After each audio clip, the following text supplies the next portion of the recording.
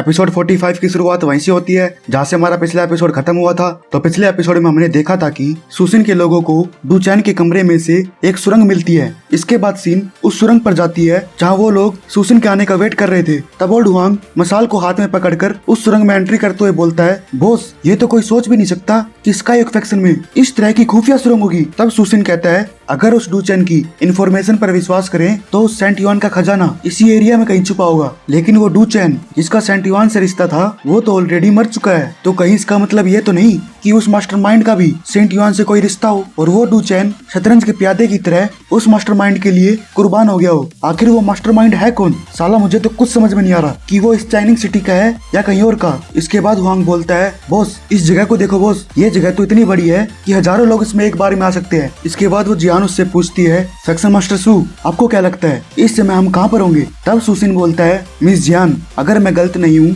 तो flori city ठीक हमारे ऊपर होनी चाहिए। फिर ओल्ड हुआंग बोलता है, बॉस जरा इधर देखिए, किसी ने पहले ही एक टोकन वहाँ ऑलरेडी सेट कर दिया है। इस टोकन को देखकर वो दोनों के दोनों सरप्राइज हो जाते हैं। तभी गुफा से कोई हंसते हुए बोलता है, अरे वाह क्या बात है, हमने बिना किसी एफर्ट्स के उस खजाने की लोकेशन को इतनी आसानी से ढूंढ लिया। मुझे तो यकीन नहीं हो रहा कि यह तो हमेशा से ही हमारे पैरों के नीचे था। फिर वो फैंग आगे आकर बोलता है, सुसिन तुम इस बारे में अब क्या कहना चाहोगे? तब सुसिन कहता है, अबे साले तेरी हिम्मत कैसे हुई मुझे स्टॉक करने की? फिर वो चच्चा बोलता है, फैक्शन मास्टर सू आपने उस समय भले ही खुद को इनोसेंट प्रूव कर दिया हो लेकिन फिर भी आप हम सब में से मोस्ट सस्पिशियस आदमी थे, इसलिए मैंने ही इन सभी को आज रात तुम्हें स्टॉक करने के लिए बोला था। तब वो फैंग कहता है, फैक्शन मास्टर सू मुझे तो ये बिल्कुल एक्सपेक्ट नहीं था कि आप हमें इतना बड़ा सरप्राइज देने वाले हो। फिर हुआंग बोलता है, अबे साले अपनी बकचोदी बंद कर, तू पहले हमें ये बता आखिर तुम लोगों ने इस एरिया में एंटर कैसे किया और हमारे फैक्शन के जो लोग बाहर खड़े थे वो कहाँ पर है? तब फैंग हंसते हुए बोलता है, अरे ओल्ड हुआंग वो सब के सब इतने वीक थे कि वो सिर्फ मरना ही डिजर्व करते थे, इसलिए मैंने उन सभी की जान ले ली। ये सुनकर वह हुआंग अपने लोगों को उसे मारने का ऑर्डर दे देता है पर सुसिन उसे कुछ करने से पहले ही रोक देता है। फिर फैंग कहता है, बहुत बढ़िया फैक्शन मास्टर सू, ये बहुत ही अच्छा है कि तुम्हें तुम्हारी लिमिट्स पता है। फिर इसके बाद चच्चा कहता है, तो भाइयों हमें इस खजाने के बारे में अब पता चल ही गया है और अगर हम इसी तरह आर्ग्यू करते रहेंगे तो हम में से कोई भी इस खजाने के कमरे में एंटर नहीं कर पाएगा। तो इस डोर को ओपन करने से पहले मेरा सभी लोगों के लिए एक अच्छा सा सजेशन है, हमें यहाँ के लोकल फैक्शन मास्टर को इसमें अंदर जाने के लिए अलाउ करना चाहिए, लेकिन उनके फैक्शन मेंबर्स अंदर तभी जा सकते हैं जब वो किसी आइटम को चुराने की कोशिश न करे। तब वो फैंग और गोंग दोनों इस सुझाव के लिए एग्री हो जाते हैं। फिर वह होंग कहता है, बॉस हमें क्या करना चाहिए अब? तब सुसिन कहता है, मैं भी तुम्हारे डिसीजन से सहमत हूँ, तो ठीक है तो तुम सब पहले जा सकते हो। फिर वो चचा अपना टोकन निकालते हुए बोलता है, तो भाइयों आप सभी के सभी अपने टोकन्स को इस जगह पर लगा दे। इसके बाद वो सभी लोग अपनी अपनी चाबियों को लेकर उसकी जगह पर लगाकर उसे कंप्लीट कर देते हैं, जिसे लगाने के बाद वह डोर ओपन हो जाता है। फिर वह जियांग बोलता है, अरे भाई युआन जल्दी चल। इसके बाद वो सभी लोग अंदर जाने के लिए हड़बड़ी करने लग जाते हैं। तब सुसिन सोचता है,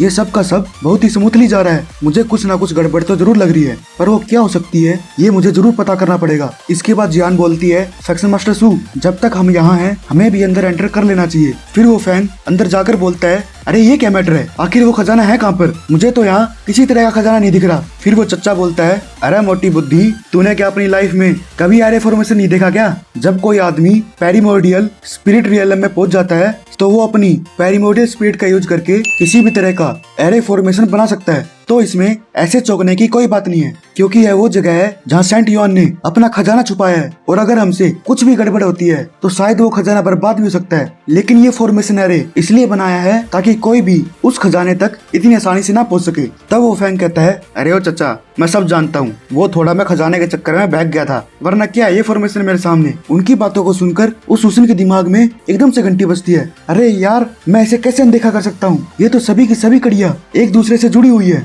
फिर वो उससे बोलता है, अरे ओ चचा आखिर इसके बाद तुम्हारी क्या स्कीम है? मुझे पता चल गया है कि वो मास्टरमाइंड तुम ही हो जो शुरू से ही इस खजाने को खोज रहा है और वो 5वां टोकन जो वहाँ पहले से ही लगा था वो भी तुमने ही लगाया था और इसके अलावा जिसने उस झैंग को मारा है वो भी तुम ही हो। तो गाइस इसी के साथ हमारा एपिसोड समाप्त होता है, फिर मिलते हैं नेक्स्ट एपिसोड में। अच्छा है।